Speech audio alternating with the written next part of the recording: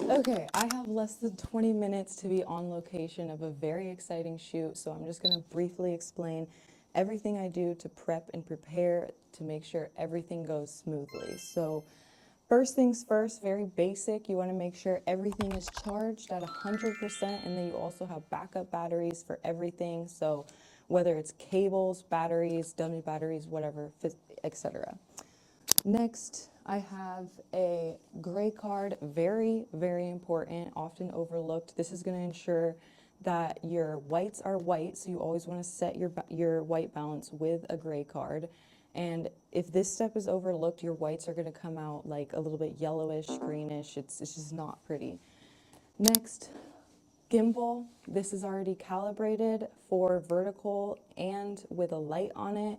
So very important, you want to make sure that you calibrate it. If you add anything to your camera, you have to recalibrate it because it's going to be off.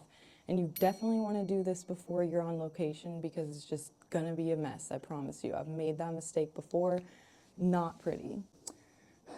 Next, I have audio. So since I'm going to be taking a lot of dynamic shots, I'm going to have this Zoom 5 set up about 6 to 12 feet from where the band is playing. So this is going to ensure that we get smooth audio all night long instead of having random ambience and people talking in the middle of it. Next, I have SD cards. These are already formatted, and I've also set up my camera to dual SD card slots. So that ensures that if one SD card fails, you have a backup option just in case. Always just a good thing to do. I also am going to be shooting in an uncontrolled lighting situation, so I have a backup light. This is not like the best light or anything, but it's just what I have. Thankfully, my lens has an aperture of 1.4, which allows a lot of light in, so we shouldn't have to worry about that.